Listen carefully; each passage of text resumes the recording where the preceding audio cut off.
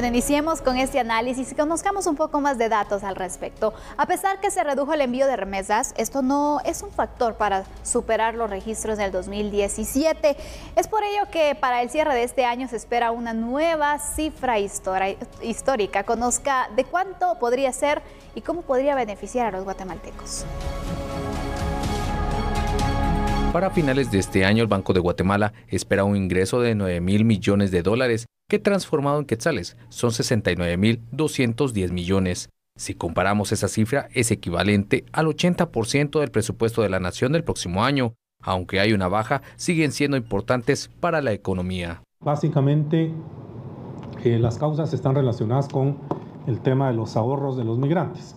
Si ustedes recuerdan, hace unos años, una de las explicaciones del por qué habían crecido las remesas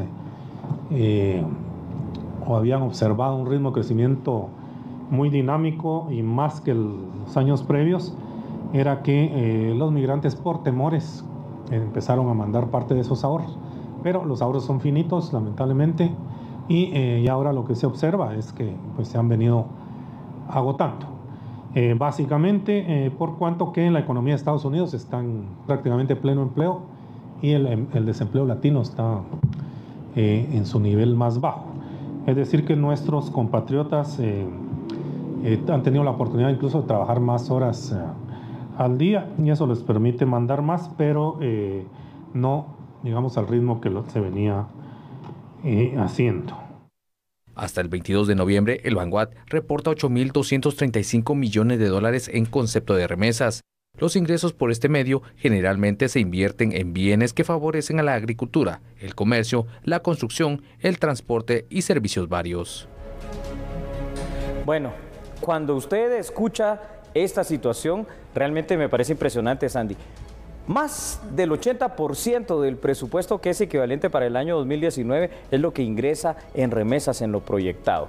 Es 9.000 millones de dólares para ponerlo en números, pero si todavía así no lo entendemos, 69.000 millones de quetzales al año. 48.7% de estas remesas se van en el consumo familiar, ¿verdad? Estos montos recibidos se gastan aproximadamente de la siguiente manera: un 20.6% en otro tipo de consumos intermedios y un 15.2% es el que se invierte, llamémoslo de esta manera, en inversiones o en ahorros o en el resto de rubros. Ahora, lo impresionante, Sandy, es que la cantidad, ya sea medible en dólares, porque así es como vienen generalmente, o si las traducimos a quetzales, por sobre todo las remesas, superan muchas veces inclusive lo que se nos da de ayuda de los denominados países amigos. ¿Dónde está? ¿En qué se está invirtiendo? Porque a veces todavía se ve mucha pobreza. Por supuesto que como estas son cuestiones particulares no van para inversión pública, claro, pero tampoco vemos que la gente venga, construya casas, compre autos, no sé. ¿Qué está pasando? Mira, al final la gran cantidad de dinero que ingresa producto de las remesas, pues bueno, es según los datos que hemos visto, para el consumo, pero sí, no se le cambia la mentalidad incluso a las personas, porque sabemos que muchas personas se van a Estados Unidos por el tema de la pobreza, porque correcto, tienen condiciones muy precarias en sus hogares y bueno, por eso es que deciden migrar. Entonces el dinero que ingresa es prácticamente para los alimentos, los servicios, pero en realidad no se está proyectando a, por ejemplo, el ahorro. Ahí está. La inversión que se pueda realizar. Eso es, Sandy. Ahí es a donde quería llegar precisamente en este análisis contigo. Por supuesto, esto ya es una cuestión cultural del guatemalteco.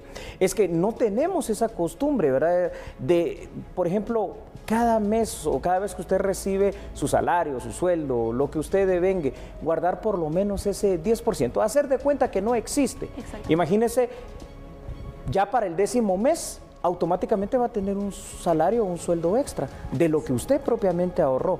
Pero como esto no pasa, entonces cuando viene una emergencia familiar, cuando viene alguna situación ingente, estamos también en ese corre-corre de dónde consigo el dinero para llevar al niño al médico, al hospital o a lo que sea. Entonces es en ese punto que por eso en esta noche estamos analizando el tema. ¿Se está utilizando bien el dinero de las remesas o se está yendo como agua entre las manos? Yo creo que se va mucho, Julio, porque Lo podemos observar entonces en el hecho en el que, por ejemplo, cuando cae la remesa, pues bueno, vamos a comprar lo del mes, lo de la semana, dependiendo la cantidad que ingrese. Y un gustito esa noche, seguramente. Exactamente, y bueno, un gustito, ahí se compra algo, mamá, papá, y la emoción, ¿no?, de recibir esa remesa. El ahorro se fue en el gustito. Exactamente, pero al final no tomamos en cuenta algo.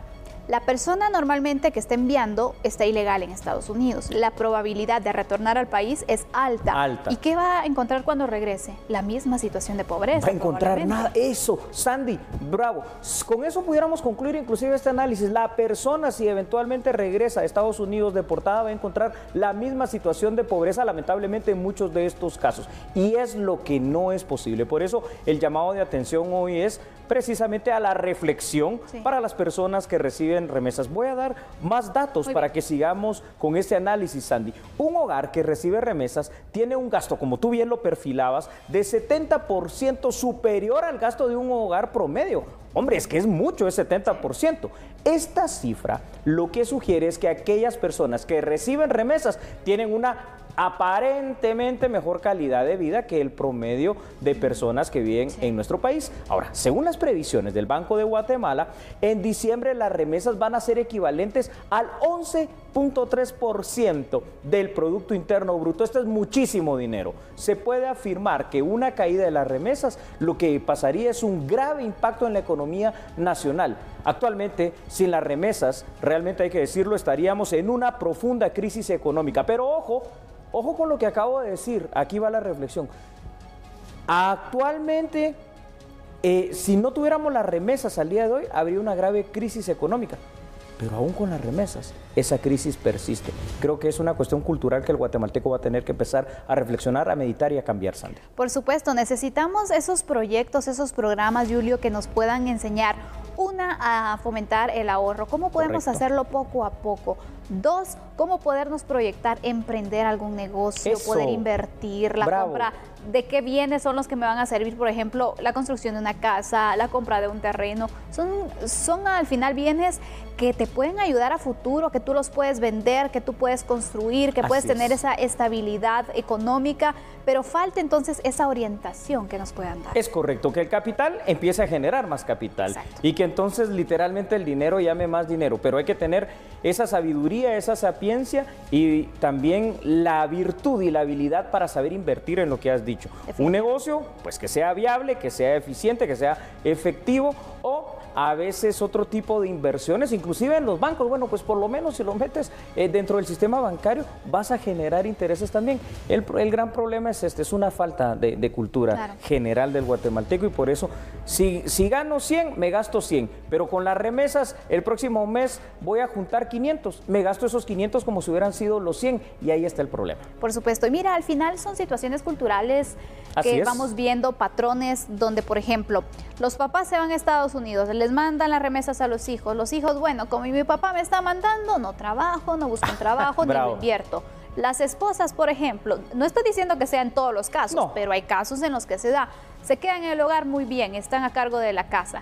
Entonces están esperando que les venga la remesa y no dicen, pues bueno, voy a poner algo en mi casa, un negocio, para que de esta forma me vaya dando también pues esas ganancias, yo venga a ayudar, y a que en cualquier momento que pase cualquier cosa, que sea deportado el esposo o cualquier cosa que se presente, imagínate un imprevisto, pues bueno, tenga ese ahorro, tenga ese colchón, como bien lo llamamos, para poner a producir ese dinero. Es que eso necesitamos. Y eso básicamente lo que estás explicando de tan excelente manera, Sandy, es lo siguiente: el impacto que las remesas tienen en el nivel microeconómico, es decir, en la economía de cada una de las familias que reciben esto. Pero si este impacto es tan altamente positivo, que se eleva en un 70% del promedio de los guatemaltecos que no la reciben, imagínense ustedes, bien utilizadas las remesas, el impacto macroeconómico para el desarrollo del país, porque entonces, como tú decías, ya hay más industria, más inversión, hay más capital, se generan más trabajos, más empleos, y entonces de esa manera hago que el país camine, avance, se modernice. Lo preocupante es,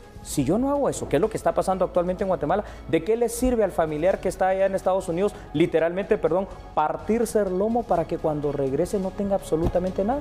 Exactamente, entonces solo están al día día a día y así no vamos a llegar en nada. Sabemos que hay que tomar decisiones inteligentes cuando se trata del tema económico para de esta forma saber cómo invertir de una buena forma nuestro dinero, y especialmente se lo decimos en esta temporada porque ya se viene la remesa para el estreno, que para la comida, y está bien, pero destine una pequeña cantidad de dinero para el ahorro. Ahora, Julio, en el sistema bancario, tú no me dejarás mentir, que existen una cantidad de planes, incluso plazos fijos, que te generan una tasa de interés grande, exactamente, y que al final entonces lo que buscan es motivarte a que ahorres y sobre todo que en cierto tiempo ese dinero pues ya se convierta en algo más que te pueda servir para empezar un proyecto, por ejemplo. Hagamos eso y pensemos en otra cosa, pensemos hasta en todo tipo de seguros, para lo que tengamos, para nuestra vida, seguros médicos, porque cuando vienen las emergencias, si eso no está, el que realmente va a estar en pena va a ser cada uno de nosotros. Sandy, dejamos el tema de las remesas hasta acá. Bueno, vamos a concluir con este tema y nos vamos a una pausa. Tenemos más información que usted debe conocer, pero al regresar. Somos a la medida.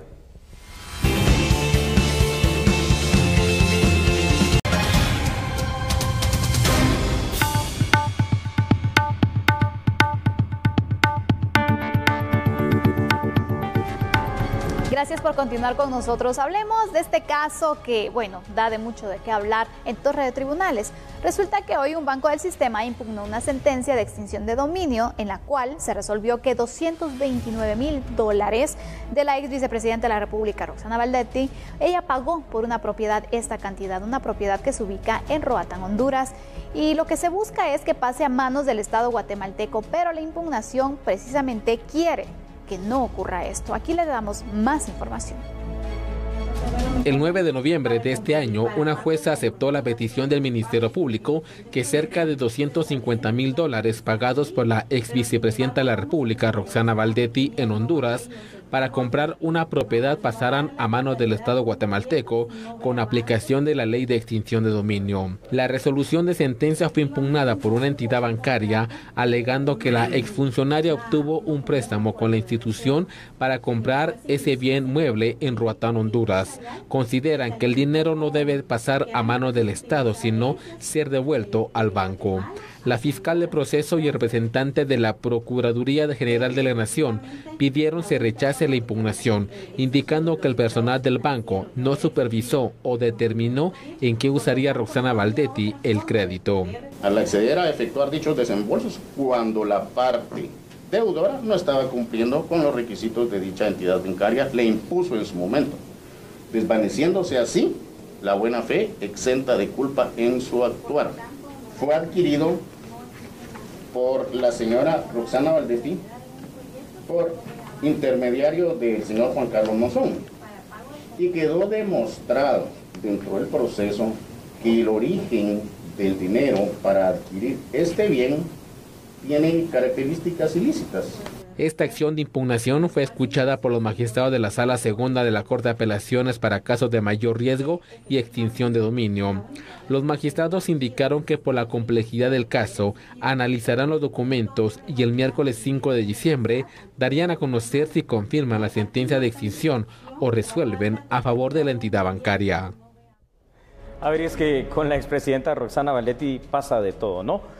A ver, casa de $6 millones, por Dios, más de 45 millones de quetzales. El proceso de extinción de dominio de la casa de Roxana Valdetti en la isla de Roatán, en Honduras, se llevó a cabo junto con la Fiscalía de Honduras, estableciendo el primer precedente para Guatemala de recuperar bienes en otros países. Altamente positivo esto. Ahora, un banco guatemalteco quiere recuperar esta suma de $229,000 que le otorgó por un préstamo precisamente a la expresidenta Roxana Valdetti, a efecto de que ella pudiera enganchar la casita de $6 millones. Y es precisamente en este momento donde está esa pugna. ¿Por qué? Porque el Ministerio Público dice, esto no es así. No hicieron como entidad bancaria el procedimiento legal correspondiente y este dinero no debe ser devuelto al banco, sino que debe pasar a manos del Estado guatemalteco. Extinción de dominio. Y está, independientemente de que se resuelva lo legal o no, es que a mí lo que me parece increíble, Sandy, una casa de $6 millones, por Dios. entre otras, porque tampoco era la única, ¿no? Exactamente, una casa. Una, la de Playita. La de Playita para el fin de semana, pero mira, al final, ¿qué procedimiento fue el que no cumplió el banco en este caso? ¿No hizo la indagatoria correspondiente? ¿Cuál es el procedimiento que se sigue, por ejemplo, para solicitar un préstamo por esta cantidad? Porque obviamente se tendrían que aumentar los controles que cuando nosotros solicitamos 10,000, 5,000 quetzales, me imagino, porque es una cantidad bastante fuerte. Yo creo que esto es bastante complicado en cuanto al procedimiento legal por lo siguiente. Es primera vez que yo conozco, no lo había visto antes, de que se hiciera un proceso de extinción de dominio, pero fuera de Guatemala.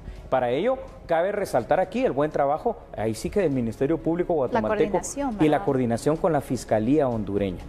Por supuesto que otorgar un préstamo de $229,000 no se lo dan a cualquiera para un enganche. Sin embargo, recordemos el nivel de salario que tenía en aquel momento la vicepresidenta Roxana Baldetti. Entonces, si el proceso legal, para responder tu pregunta, ha sido complicado y una coordinación transnacional Guatemala-Honduras por parte de las autoridades guatemaltecas para llegar a este momento de la extinción de dominio, el tema del proceso del banco es que él tiene una deuda, alguien no le ha pagado, pero no es el Estado guatemalteco. Quien no le ha pagado es una persona particular que hoy por hoy está pues privada de su libertad. Entonces creo que por ahí fue donde no encontraron la forma, el procedimiento ni la persona adecuada, porque no es la persona del Estado guatemalteco, en todo caso es la persona individual de Roxana Baldetti, no la persona jurídica. ¿Cómo se manejaría entonces este tema? Es decir, ¿el banco perdería el dinero porque pasa en manos del Estado, ya está en extinción de dominio,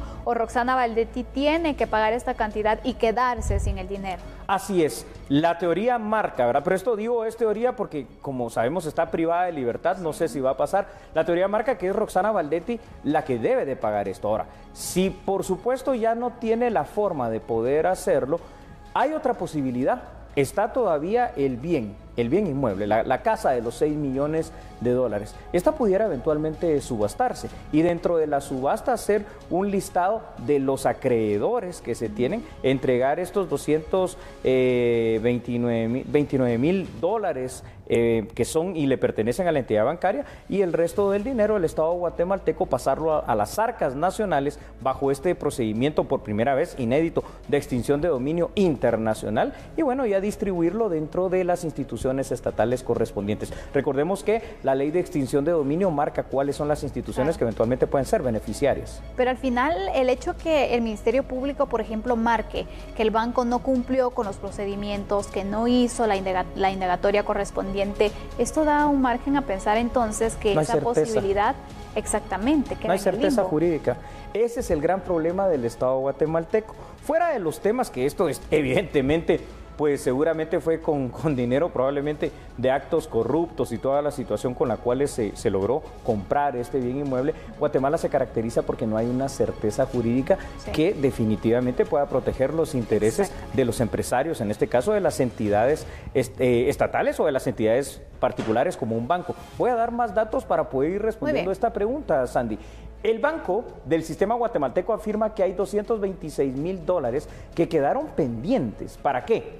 Para que Baldetti los cancelara a este préstamo que le otorgaron en Honduras. En total, la entidad financiera le dio un crédito hasta por $6 millones a Roxana Baldetti.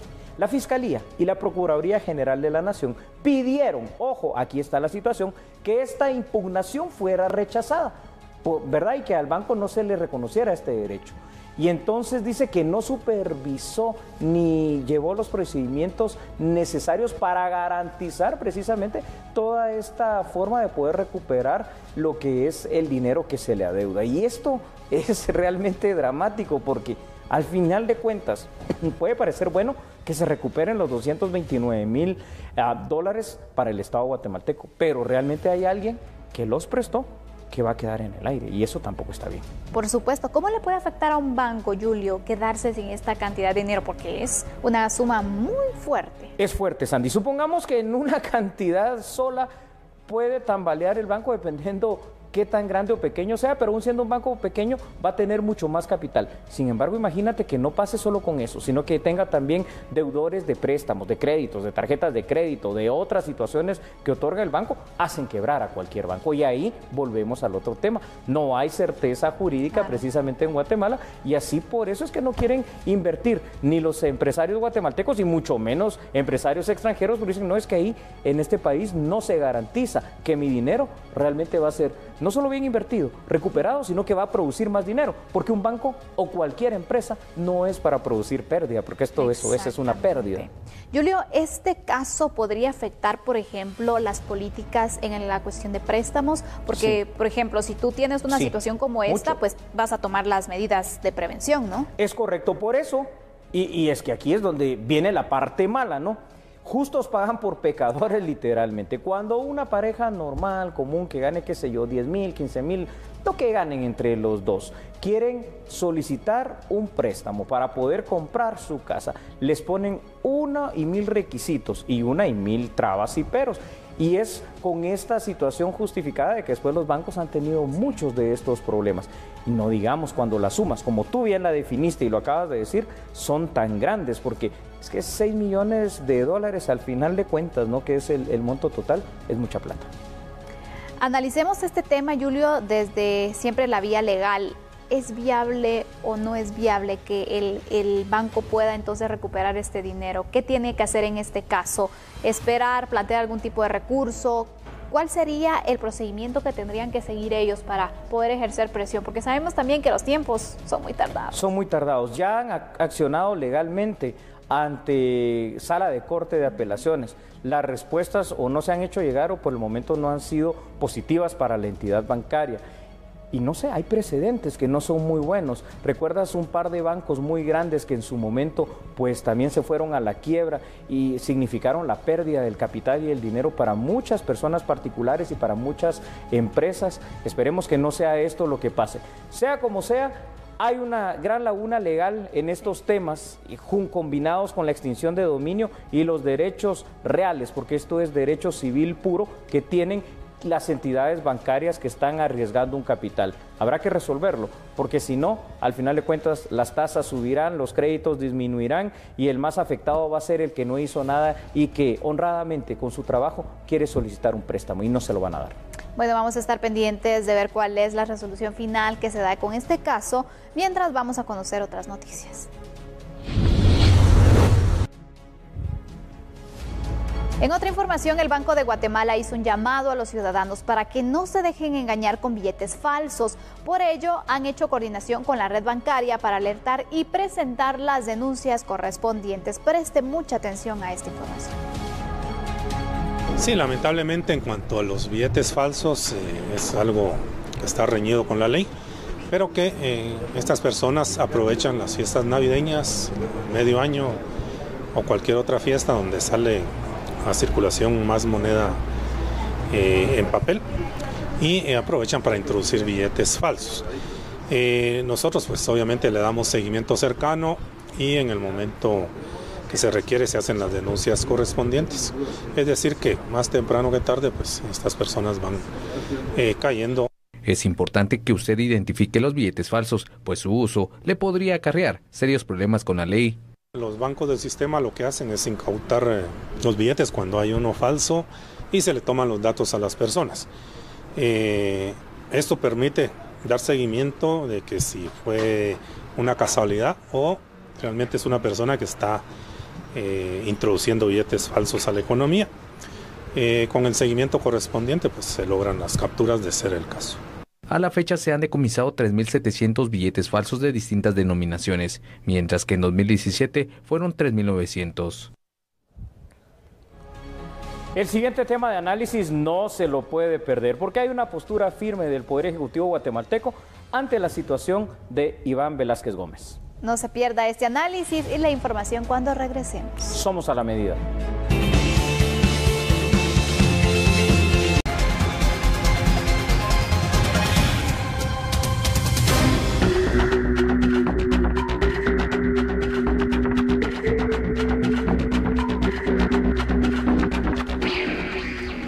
Así es, aunque cambian los papeles, cambian diferentes recursos, la postura es la misma. Hoy el Ejecutivo dio a conocer que entregó a la Corte de Constitucionalidad el informe circunstanciado solicitado por el caso del comisionado de CICIG, Iván Velázquez. De hecho, este es un informe que se publicó algo tarde. El informe se había pedido hacía unos días antes y ya la tiene la Corte de Constitucionalidad. ¿Cuál fue la respuesta que dieron? La tiene la Corte de Constitucionalidad. Yo creo que ahí es donde se está dirimiendo ese tema, pero es de hacer el conocimiento que no se está cometiendo ninguna ilegalidad. ¿Se va a impedir eventualmente el ingreso? Creo que la Corte de Constitucionalidad tiene la información. No me puedo adelantar a decir tampoco qué es lo que dice, porque es lo que se ha manifestado en los documentos. El informe pues se presentó, si no estoy mal, hace uno o 2 días atrás. La ministra de Relaciones Exteriores también indicó que se encuentran en la espera de las propuestas para el comisionado de la CICIG por parte de la Secretaría General de la ONU. Seguimos esperando la comunicación por parte de la Secretaría General de Naciones Unidas. Siempre se mantiene una comunicación a través de la vía diplomática, como es la costumbre, y estamos a la espera de que ellos también den alguna respuesta. Les repito nuevamente, estamos en conversaciones con la Secretaría General de Naciones Unidas. Naciones Unidas no ha dado respuesta a las solicitudes que Guatemala ha hecho y en eso estamos. La mesa técnica no ha tenido respuesta de otras instituciones del sector justicia. Todavía no hemos empezado a ver eso hasta que Naciones Unidas nos dé las respuestas, porque también se tiene que ver, o sea, las partes son la Secretaría General de Naciones Unidas y el Gobierno de Guatemala. Y ahí es donde se está trabajando todas las inquietudes que tiene el Gobierno de Guatemala, las preocupaciones que tiene el Gobierno de Guatemala y las preocupaciones que podría tener o no la Secretaría General de Naciones Unidas. Bueno, en este tema encontramos 3 actores fundamentales. Por un lado, Naciones Unidas y el comisionado Iván Velázquez, por el otro lado, el Poder Ejecutivo y, en medio, la Corte de Constitucionalidad. En este día, el Ministerio de Relaciones Exteriores entregó los informes solicitados por la Corte de Constitucionalidad. Esta Corte solicitó informes referidos a cuáles son los motivos exactos de la prohibición de ingreso al país del comisionado Iván Velázquez. La Corte había emplazado precisamente a la cartera de Relaciones Exteriores y Gobernación para que en un plazo de 48 horas dieran y rindieran precisamente el informe circunstanciado, como se le llama. Argumentaron en este informe cuál es la posición de ellos y lo entregaron. Sin embargo, vamos a hacer el análisis real. Este es un problema que ya empezó en el año 2016, que el año 2017 se hizo muy latente en el mes de agosto, pero que en este 2018 es lo que hablábamos el día de ayer. Es una república presidencialista. Artículo 183, usted lo conoce perfectamente, aquí se lo hemos dicho, en los literales específicos como el N y el O, donde se le delega al presidente de la República, a través del Ministerio de Relaciones Exteriores, por supuesto, dirigir esta política exterior. Claro. Y la Corte de Constitucionalidad viene y dice, no, yo no estoy conforme con esto, ni me importan los informes circunstanciados, y digo que Iván Velázquez entre. Entonces el verdadero Poder Ejecutivo es la CC, la Corte Celestial, Sandra. Corre y va de nuevo. Nuevamente vemos entonces la postura de la CC, cómo continúa este procedimiento, en el cual nos preguntamos, ¿cuándo va a finalizar este tema?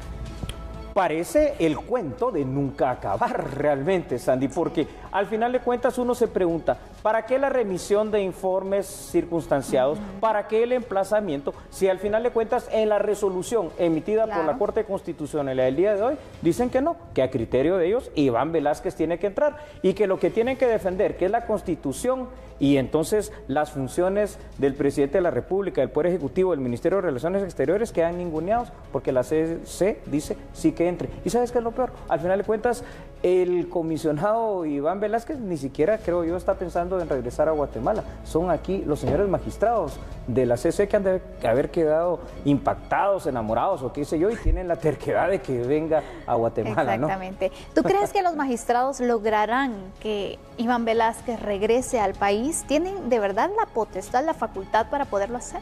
No, yo le invito, vaya por favor a la Constitución Política de la República de Guatemala. La función de la Corte de Constitucionalidad también ya la sabemos todos de memoria, es simple y sencillamente defender el orden constitucional, y el orden constitucional dentro de esa república presidencialista nos dice que es el Poder Ejecutivo quien dirige la política exterior. Y en todo caso, como hay una controversia, y aquí ya nos vamos al famoso convenio de Viena, ¿verdad, Sandy? Es un caso que no debe de dirimir ningún otro poder supraestatal. Las dos partes pertinentes son Naciones Unidas y el Estado de Guatemala, y ellos que se pongan de acuerdo, y si no se ponen de acuerdo pues no se resuelve, pero nadie más debe interferir. Si existe entonces una independencia de poderes, Julio, ¿cómo deja exactamente, sí, cómo deja el actuar del Ejecutivo las decisiones que toma si al final, bueno, son refutadas? Son refutadas. Es lo que yo decía el día de ayer en el análisis, y yo le invito a que lo hagamos de verdad seriamente. Reflexionemos, independientemente de la postura y de que estemos o no de acuerdo. La Corte de Constitucionalidad ya está sobrepasando sus funciones, porque en este caso son las funciones del Ejecutivo a las cuales le dicen, no, usted me obedece, y que entre en este caso Iván Velázquez. En las cuestiones del Legislativo, el ejemplo que poníamos del año anterior, no, esta junta directiva por X o Y razón del Congreso no parece, escojan otra. Y no digamos en el organismo judicial, que ahí cambian las resoluciones día con día. Por la supuesto. Corte Constitucional me refiero, ¿verdad? ¿Qué tanto desgaste va generando esto a nivel político? Porque es un tema político al final. Yo creo que al final de cuentas los actuales magistrados de la Corte de Constitucionalidad, en la cual podemos rescatar ahí un par de ellos, no se han dado cuenta que el daño que le están haciendo al país en primera instancia, a la institucionalidad, al Estado de Derecho, es bien grande, pero el daño que se están haciendo ellos mismos, es decir, ya mucha gente ha empezado a entender que se están sobrepasando y están supradimensionando lo que está sucediendo. Ojo, Sandy, también hay una situación, como hay algunos sectores de interés que dicen, ¿saben qué? Lo que va a pasar es que la Corte de Constitucionalidad va a ordenar la institución de los ministros, y ponen como un ejemplo lo que pasó con el ministro de Educación de un gobierno pasado, Bienvenido Argueta. No, señores, y les explico por qué. Para que haya jurisprudencia en el caso normal, que no sea constitucional, tienen que haber 5 casos que se haya fallado de la misma forma. Claro. Para que haya jurisprudencia constitucional, y con esto concluyo, tienen que haber al menos 3 casos. Hay solamente uno, y fue un caso absolutamente inconstitucional. Entonces, ni eso tienen la razón, imagínate tú. Imagínate. Julio, para concluir, me gustaría que de una forma breve pues pudiéramos tomar en cuenta los últimos datos que también tenemos preparados en una gráfica para de esta forma concluir, ¿te parece? Muy amable, claro que sí. La solicitud responde a un recurso que señala que no se acató con la resolución de la Corte de Constitucionalidad. Se argumenta que la Cancillería y que el Ministerio de Gobernación se opusieron a la resolución hasta el momento. El gobierno no ha dado detalles sobre el contenido de los informes remitidos a la Corte de Constitucionalidad, pero esto simple y sencillamente viene a terminar de aclarar lo que hemos hecho en este análisis. Yo creo que es importante que exista una Corte Constitucional en Guatemala, sí, Sandy, pero que cumpla con su función y no que pase sobre el resto de poderes, porque entonces hagamos algo. Suprimamos los 3 poderes estatales, porque hay un poder que se constituye en los 3, ya no necesitamos los otros, pero eso no es constitucional. Efectivamente. Bueno, esa es la conclusión del tema. Vamos a ver qué pasa al final en los próximos días con este tema, la resolución de la CC y también el ingreso o no de Iván Velázquez. Continuamos con otra información.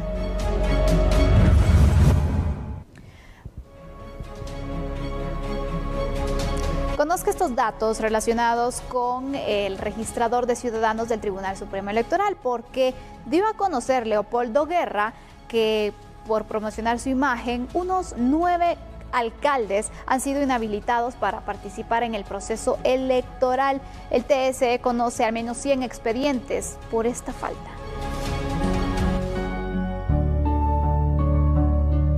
Mira, actualmente llevamos aproximadamente 100 expedientes tramitándose. De esos, al día de hoy, hay 9 personas inhabilitadas. Hay 2 expedientes que están en apelación de esas inhabilitaciones. De ahí para adelante tenemos 15 expedientes que fueron archivados porque no constituían promoción del artículo 94 bis, y hay como 50 expedientes que aún están en trámites de advertencias. ¿Quiénes son las 9 personas inhabilitadas? A eso sí no lo tengo en la mente. ¿Pero son alcaldes, diputados? La mayoría son alcaldes. Hay un par de personas individuales y los demás son alcaldes. ¿De aquí, de la capital, de diferentes lugares? De diferentes lugares, de la costa sur, de Mazatenango o algo así, no estoy muy exacto.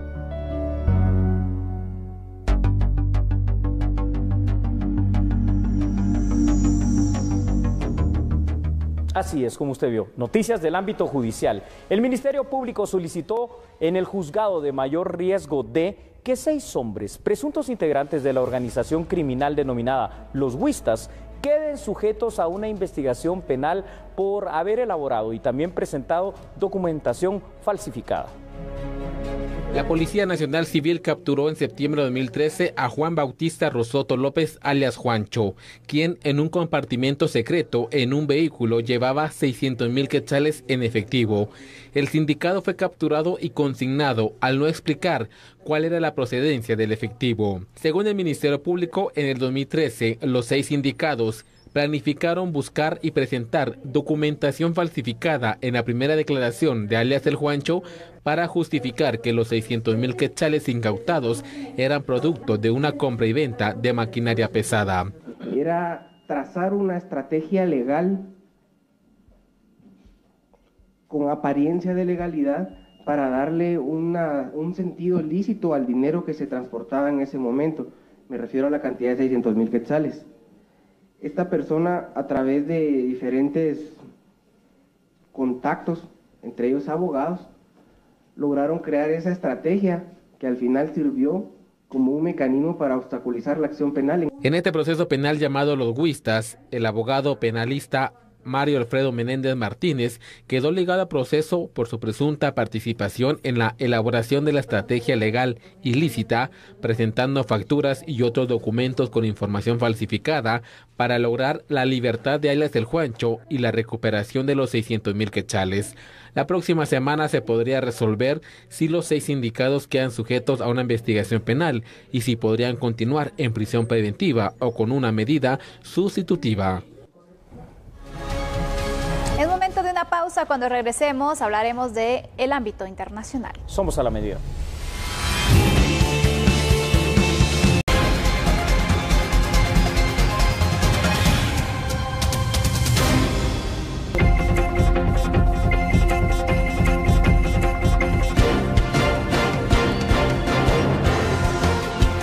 Noticias internacionales. El narcotraficante colombiano Juan Carlos Ramírez Abadía, el Chupeta, ofreció un escalofriante testimonio en el juicio contra Joaquín El Chapo Guzmán.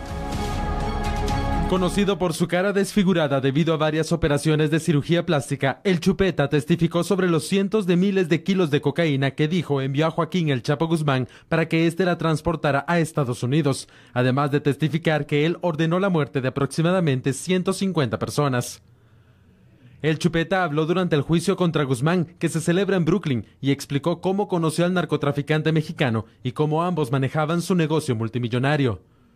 El colombiano relató que a pesar de que Guzmán se quedaba con un porcentaje más alto de su cocaína que otros traficantes, el Chapo tardaba mucho menos que otros en transportarla.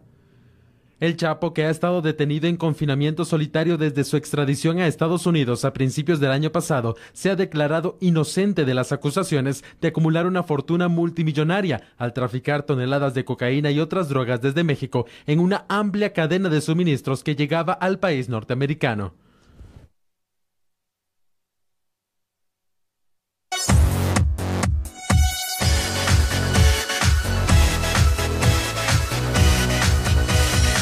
Así es, en las noticias deportivas, pero deportivas del ámbito internacional, algo insólito y a la vez inédito, el gran clásico argentino que constituye la gran final del título de la Copa Libertadores de América. El partido soñado que no se pudo jugar en Buenos Aires ya encontró sede, lo único que al otro lado del Atlántico, Santiago Bernabéu, en Madrid, España. La Conmebol confirmó este jueves que la final del torneo regional entre el Boca Juniors y River Plate se jugará en la capital española el 9 de diciembre. El anuncio del presidente de la entidad rectora del fútbol sudamericano surgió luego que su tribunal de disciplina desestimó el reclamo de Boca para descalificar a River por los graves hechos de violencia ocurridos durante el partido de vuelta en el Estadio Monumental de Buenos Aires el fin de semana pasado. Se detalló que el partido sería disputado en el Santiago Bernabéu a las 8:30 de la noche de España y que las dos hinchadas de los clubes podrán presenciarlo en las tribunas del feudo del Real Madrid. Horas antes, el presidente del gobierno español, Pedro Sánchez, había expresado la disposición a que su país fuera sede del partido. Horas antes, el presidente del gobierno español, Pedro Sánchez, había expresado la disposición de que su país fuera sede del partido. La Conmebol resolvió el martes sacar de Argentina el partido de vuelta, aduciendo razones de seguridad. Sin embargo, en las redes sociales llovieron críticas contra la decisión. Sorprendente, pero con esta información hemos concluido por esta noche. Lo esperamos en nuestra próxima emisión. Como siempre, un gusto, Julio. Para mí el gusto compartir contigo y el honor compartir con usted también en casa. Así que hasta la próxima edición de A la Medida. Muchas gracias, feliz noche. Muy amables.